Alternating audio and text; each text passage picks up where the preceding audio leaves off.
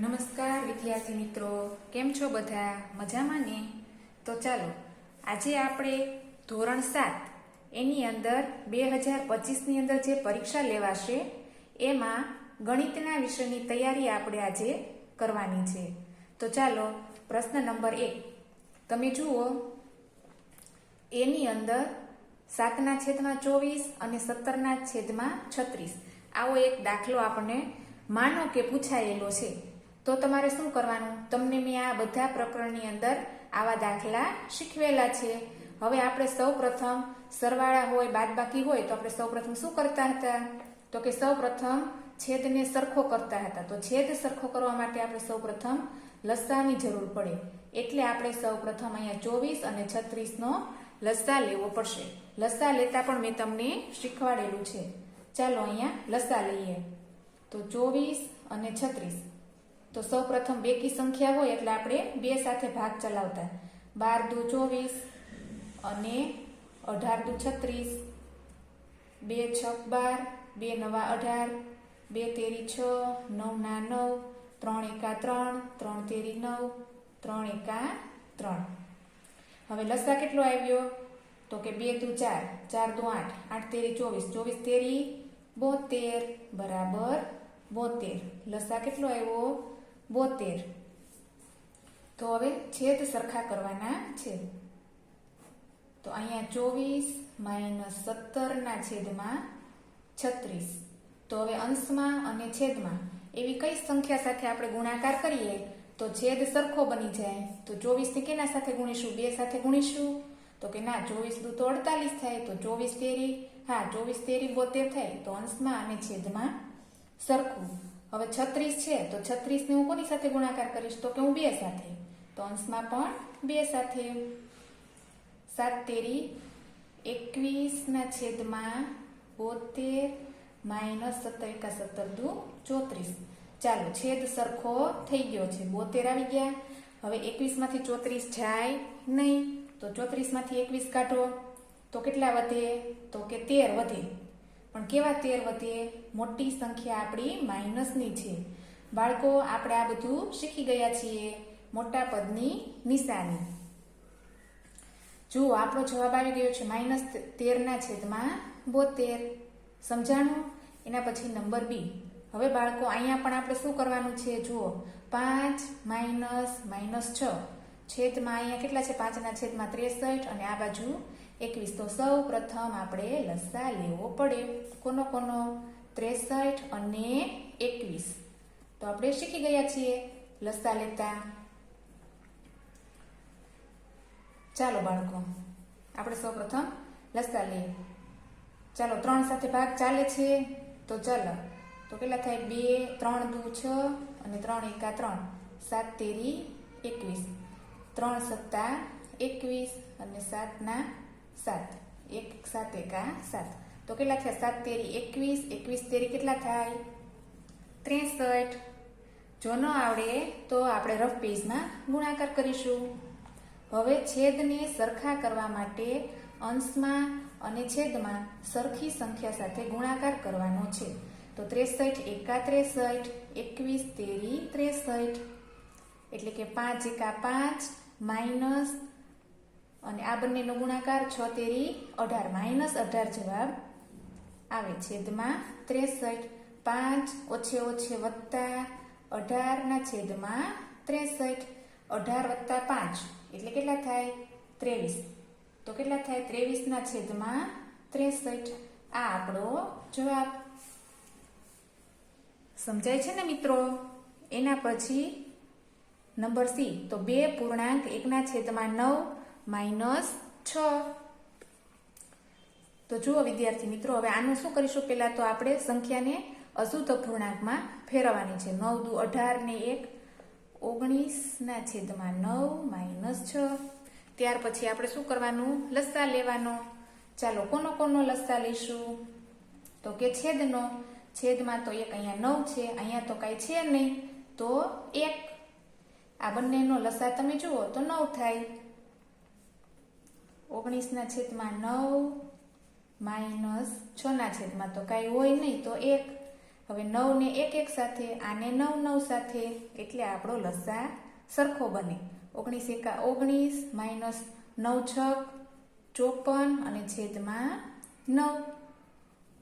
હવે તમે જુઓ 9 માંથી આપણે 54 બાદ કરવાના છીએ, તો જાય નહીં, જશે તો કે જાય તો નહીં. તો ચાલો આપણે હવે 54 માંથી 19 બાદ કરીએ તો કેટલા વધે છે? તો કેટલા વધશે? 54 આપણે અહીંયા બાદ બાકી કરીએ, એમાંથી 19. ફરીથી તમને સમજાવી દો વિદ્યાર્થી મિત્રો, 9 દુ 18 ને 19 ના છેદમાં 9 માઇનસ 6 આપ્યા છે. હવે આ છેદનો આપણે લસા લેવાનો હતો, એટલે એનો લસા 9 આવે. તો આપણે 9 સરખા કરવા માટે આપણે છે અહીંયા એક સાથે, અહીંયા 9 સાથે, એટલા માટે 19 એકા 19 અને 9 છક 54 અને છેદમાં 9. હવે આ બંનેની બાદ બાકી કરવાની છે, એટલા માટે આપણે રફ કામ કરીએ. તો 4 માંથી 9 ન જાય એટલે દસકો લેવાનો છે. અહીંયા આવે 3 અને 14 માંથી 9 જાય તો કેટલા વધે? 9 10 11 12 13 14, તો 5 વધે. એટલે કે અહીંયા કેટલા વધે છે? 35 ના છેદમાં 9. હવે બાળકો તમારે જો અહીંયા અશુદ્ધ અપૂર્ણાંકમાં ફેરવવા હોય તો પણ તમે ફેરવી શકો. ચાલો ફેરવીએ. કેવી રીતે? 9 એકા 9, 9 દુ 18, 9 તેરી 27, 9 ચોક 36, તો કેટલા થશે? 9 તેરી 27, 28 29 30 31 32 33 34 35, 8 વધે, અહીંયા 9 વધે, 3 પૂર્ણાંક 8 ના છેદમાં 9. આ રીતે તમે મિશ્રમાં ફેરવી શકો છો. ચાલો એના પછી જુઓ વિદ્યાર્થી મિત્રો, નંબર ડી. જુઓ બાળકો, એવું નથી આ જ પ્રશ્ન પૂછાવાના હોય, પરંતુ આના અનુસંધાને તમારે સૂત્રના આધારે, રીતના આધારે તમને પરીક્ષામાં પૂછાતા હોય છે. તો આપણે થોડીક આ રીતે મહેનત કરીએ તો આપણે પૂરા માર્ક્સ આવી શકે.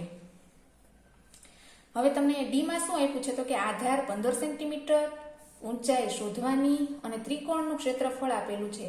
હવે બાળકો જુઓ, આવી સંખ્યા આપે એટલે તમારે પહેલા તો વિચાર કરવાનો કે આમાં શું આપ્યું છે, શું ગોતવાનું છે. તો ચાલો બાળકો, ત્રિકોણનું ક્ષેત્રફળ આપેલું હોય એટલે આપણે આમાં ત્રિકોણના ક્ષેત્રફળ જ ગોતવાની હોય, બરોબર? તો આપણે પહેલા લખી નાખવાનું ત્રિકોણનું ક્ષેત્રફળ. હવે પાછું એનું સૂત્ર, ત્રિકોણના ક્ષેત્રફળનું સૂત્ર શું? તો કે 1/2 ગુણ્યા b ગુણ્યા h. તો હવે એમાં ત્રિકોણનું ક્ષેત્રફળ શું આપ્યું છે? તો કે આ તમે જુઓ, એમાં 87 સેન્ટીમીટર સ્ક્વેર બરાબર 1/2, b કેટલો? 15, h તો ગોતવાનો. તો કઈ વાંધો નહીં, જે ગોતવાનું છે આપણે એને એમ જ મૂકી દેવાનું. હવે 87, હવે આપણે h ને એકલો કરવાનો છે, કારણ કે આપણે શોધવાનો છે ને. તો હવે અહીંયા 2 ભાગાકારમાં, આ બાજુ ગુણાકારમાં, આ બાજુ 15 ગુણાકારમાં, આ બાજુ ભાગાકારમાં, 1 ને પણ લઈ લઈએ, h ને એકલો કરીએ. હવે આપણે છેદ ઉડાડવાના છે. આ ક્રિયા બાળકો તમારે જ્યારે નવરા થાવ ત્યારે ઘરે પણ એકલા શીખા કરવાની છે, કારણ કે જો છેદ ઉડાડતા આપણને નહીં આવડે તો પરીક્ષામાં ત્યાંથી જ આપણો દાખલો અટકી જતો હોય છે. 5 તેરી 15. હવે 87 માં શું કરશું? તો ચાલો 3 એ આપણે ચાલે છે, જોઈ લઈએ. તો કે 3 દુ 6, 7 8 અને 9 તેરી 27. હા ચાલે. તો કે 3 3 જાય. હવે અંશમાં કોણ વધ્યું? 29 અને 2. તો કેટલા થાય? 29 દુ 58 ના છેદમાં 5. ચાલો અહીંયા લગી તો આપણે પહોંચી ગયા. હવે શું કરશું? તો કે હજી આનો ભાગાકાર થાય. ચાલો કરીએ. જો બાળકો જો ભાગાકાર ન આવડે તો તમે રફ કામ કરી શકો છો, અને જો આવી રીતના મૌખિક ભાગાકાર આવડે તો બહુ સારું, ઝડપથી થાય એટલા માટે. 5 એકા 5, 5 એકા 5, તો કેટલા વધે? 6 7 8, 3 વધ્યા. અહીંયા શૂન્ય એટલે 30 થાય, એટલે 6 5 6 30. આ બધી શોર્ટકટ રીત છે બાળકો, શીખવી ખૂબ જરૂરી છે.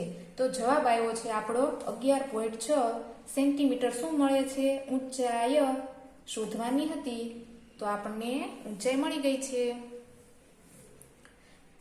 એના પછી નંબર ઈ. જો આધાર આપણે શોધવાનો છે, બરોબર? ઊંચાઈ 15 સેન્ટીમીટર અને સબાચરનું ક્ષેત્રફળ 154.5 સેન્ટીમીટર આપેલું છે. હવે બાળકો તમને આમાં ખ્યાલ આવી જવો જોઈએ. બે વસ્તુ આપણને આપેલી છે, એક વસ્તુ શોધવાની છે, સૂત્રની મદદ કરી આપણે દાખલો કરવાનો છે, પણ શેનું કરવાનો, કેવી રીતે, એ તમારે રકમમાંથી તમારે સમજવું પડે કે સબાચરના ક્ષેત્રફળની મદદથી આધાર શોધી શકાય છે.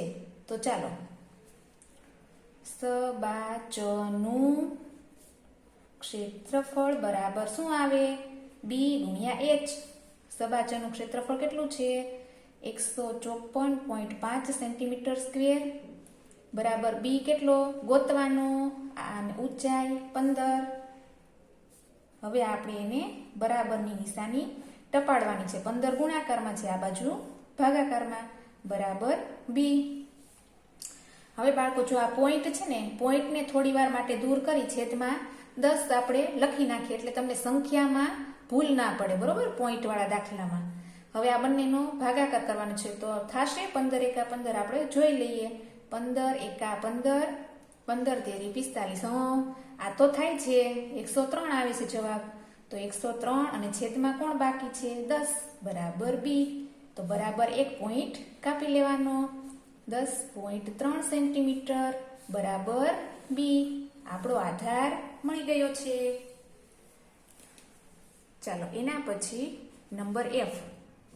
એફની અંદર તમે જુઓ બાળકો, કઈ વસ્તુ આપેલી છે? આપણે શીખી ગયા છીએ તો કે 14 સેન્ટીમીટર વર્તુળની ત્રિજ્યા છે. એના પરથી વર્તુળનો પરિઘ ગોતવાનો. હવે બાળકો તમને સમજાવું. આ દાખલા તરીકે આપણું વર્તુળ છે. વર્તુળની ત્રિજ્યા કેટલી છે? તો કે 14 સેન્ટીમીટર. તમારે શોધવાનું શું? તો કે તમારે તો આ વર્તુળની પરિમિતિ એટલે કે વર્તુળનો પરિઘ શોધવાનો છે. તો ચાલો સૂત્ર મૂકો. વર્તુળનો પરિઘ, એનું સૂત્ર શું છે? તો કે 2πr. અહીંયા લખી નાખીએ. r બરાબર 14 સેન્ટીમીટર આપેલા છે, બરોબર, 2πr. હવે ચાલો, 2 એટલે 2. પાઈની કિંમત જો તમને આપેલી હોય કે ભાઈ 3.14 લ્યો તો લેવાની, નહીતર આપણે 22/7 ઉપયોગ કરવાનો. r કેટલા આપેલા છે? 14. હવે આપણે છેદ ઉડાડીશું. 7 દુ 14. ચાલો, હવે કેટલા વધ્યા અહીંયા? તો કે 2, 22 અને 2. તો કેટલા થાય? 22 દુ 44 અને 44 દુ 88 સેન્ટીમીટર. વર્તુળનું શું ગોતવાનું હતું? પરિઘ. તો લખી શકાય. તેથી વર્તુળનો પરિઘ બરાબર 88 સેન્ટીમીટર છે ને બાળકો. બહુ સહેલું. જો બાળકો, આવા ને આવા વિડીયા હજી આપણે મૂકવાના છે. તમારે કાંઈ ન સમજાય તો કોમેન્ટ જરૂરથી કરજો, અને જરૂરથી તમે આવું શીખો, જેથી તમારે પરીક્ષામાં સારા માર્ક્સ મેળવી શકો.